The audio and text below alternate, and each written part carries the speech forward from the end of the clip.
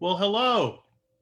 Welcome to our first ever episode of Just a Thought, Sunshine Cathedral's Saturday program, Just a Thought, with the Reverend Cindy Lippert. She's the one on my left. I don't know how it's popping up on your screen, but she's on my left. She might be on your bottom, your top, your right, who knows, but she's on my left. Beneath us, dead in the center on my screen, there's this just very handsome face.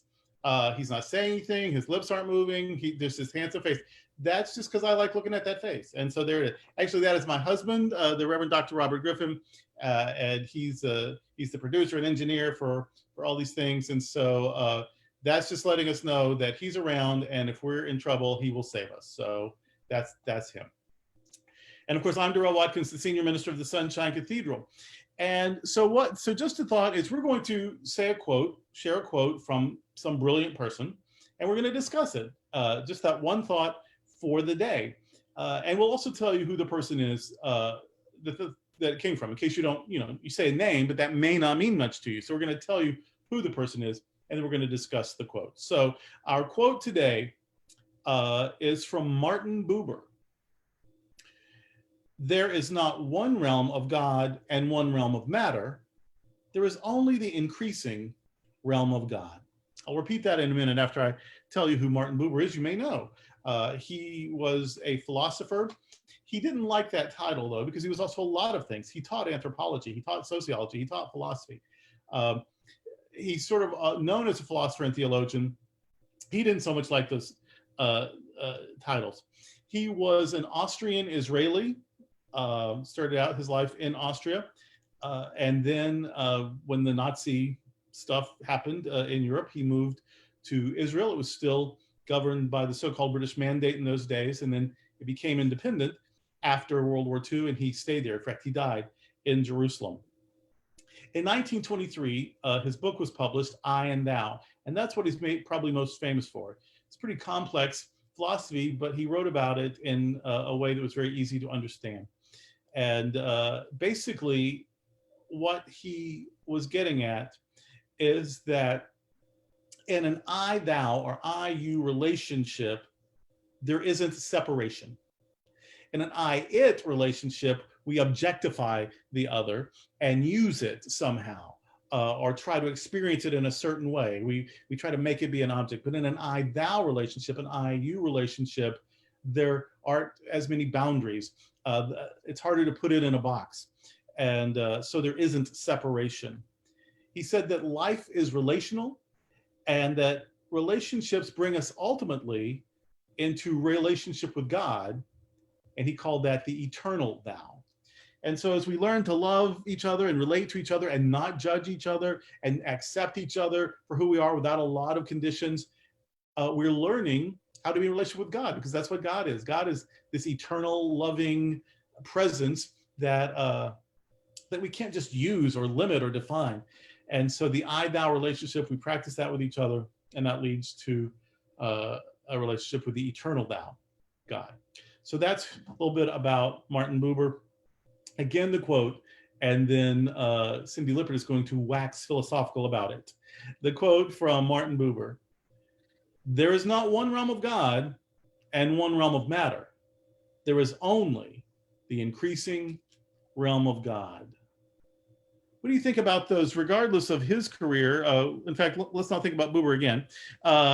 Just the words. What does that trigger in our own philosophical and theological and spiritual and religious journeys? That there's not a realm of matter and a realm of God. There's just God, and experiencing that more and more. What do you think about that? Well, the first thing that comes to mind is excuse me. The first thing that comes to mind is freedom. The idea that I was raised with was a God that was punitive and bipolar and, erratic, and you couldn't figure out how to please him. And this lines up with what set me free, really, was the idea that God and I are one. I'm an expression of God. And and there's no boundary between that. Why that's important for me is I'm not appealing or praying to something. I'm affirming what that is in me already. And that's why I think it speaks so well to people who have always felt less than, and especially myself. Mm-hmm. A friend told me recently that guilt is something we take on for ourselves. We choose that. Yeah. Shame is something that is put on you. You don't choose shame. Right. But it stays with you. Right. You can see that with pets. Your pets never have guilt, but you can shame them. You can scold them. You can scold them. Their ears go down. Their eyes get sad. I mean, you can shame them, but they never feel guilty. Yeah. They're just sad that you're disappointed, or whatever. So yeah, you see that. The guilt is innate. Well, the difference between cats and dogs, cats don't care. Oh, right. They've got no guilt, no shame. Neither guilt nor shame. They don't care. A lot of annoyance they have. Yeah, they get annoyed. Yeah, I was yesterday on midday prayer. I was talking about Rabbi Morris Lichtenstein, and he was the founder of Jewish Science, and there's still a congregation in New York, the Jewish Science Society. In fact, when he died, his wife ran the society as the spiritual leader, even though she was a layperson. She was never a rabbi, but she was the first woman to have her own pulpit in American Judaism, even though she was never ordained. So anyway, Rabbi Lichtenstein said he preferred silent prayer to auditory prayer, to audible prayer, because he said that when you're praying aloud, now he said the one exception could be, well, there were two exceptions, that praise, sometimes when you were praising and expressing wonder and gratitude, you need to get your shout on a little bit. So that was fine if you needed to chant or sing praises. And then his other two ways of praying that he liked were visualization, which he said needs to be in silence, and then affirmations, which he said needs to be in silent. But if you get distracted and can't stay focused on your affirmations, then you can say them or whisper them to get you focused. So he preferred silent prayer. But the reason was that he said that when you pray, if you're praying in front of people, you're more concerned with sounding erudite and eloquent for them. And so now you're already distracted. How can you plug into God when I'm really worried about what is Cindy going to think of my prayer, or whatever. And the other thing, even if you were alone, but you're still practicing those, we come before the almighty grand poobah on a throne in the sky, and please forgive and grant favors and have mercy, that we are putting in a picture in our mind of a capricious God, a judging God, a God who is as likely to say no as yes, a God who you've got to get that God's attention and then beg for, like you're creating an image of God that's getting in the way of you achieving what you're praying for. So he said his favorite description of God was divine mind. And so he said, if you just silently imagine good and affirm good in the presence of the divine mind, that is the most powerful way to pray. Basically, he was saying what we're hearing from Buber, erasing the boundaries, not putting God on a throne far away that you got to come crawling toward and begging, but just be in the presence of the divine mind and just use the power of your mind then to imagine the good, to affirm the good. So yeah, our ideas about what is divine impact what we experience from the divine. And the way we think and the way we talk and the way we act. That's why we're so careful with language at Sunshine Cathedral. We don't sing things that are degrading. We don't talk about ourselves as being fallen or sinful. We don't just talk about God as being only male. We are very careful with our language because words matter. Words are powerful. Well, some people like to say Mother God or Father, Mother God or all of that.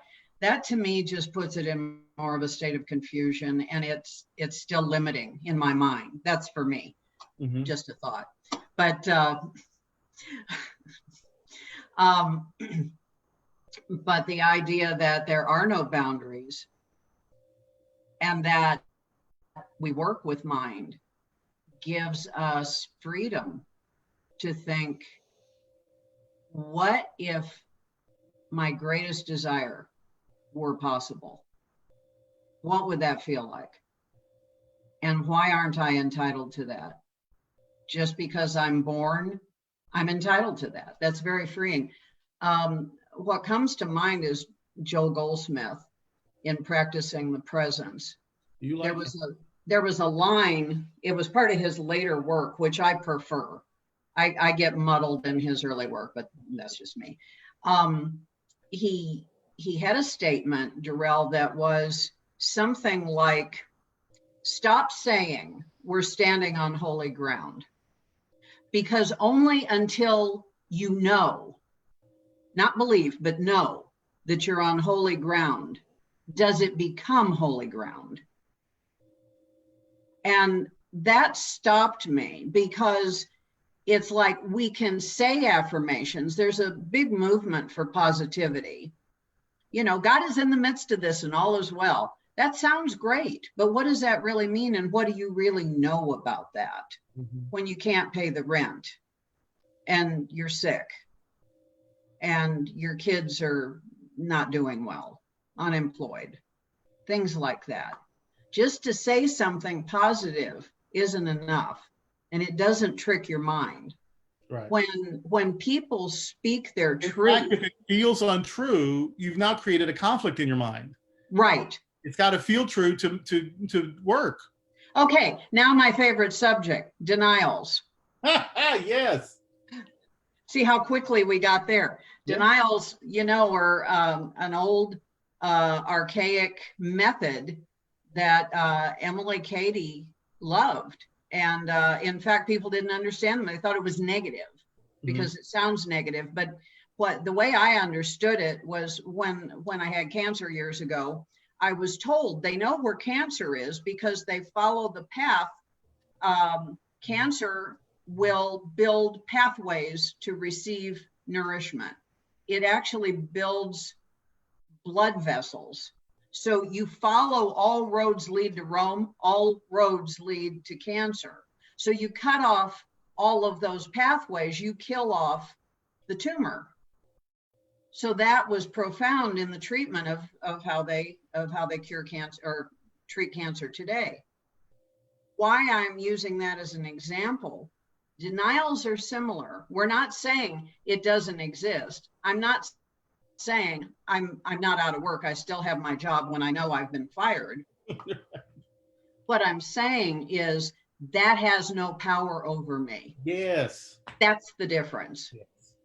Yes. And that's why positivity can be a waste of time. It can be frustrating, and New Thoughters end up getting a bad rap.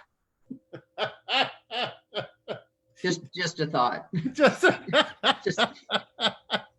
Well, because we don't want to deny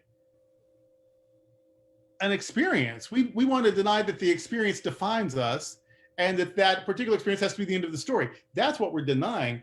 It's one of my most frequent denials is I deny that fear has any power over me. It would be ridiculous to say I'm not afraid when I know darn well I'm currently afraid. Right. That's but right. This fear is just an experience. It's not who I am. It's not the end of my Right. story, and it doesn't have to have a lot of power over me. That's my denial. Yeah. And that works for me. That works for me very well. Yeah, me too. It's like, okay, I'm afraid, but I'm doing it afraid. I'm walking through it anyway.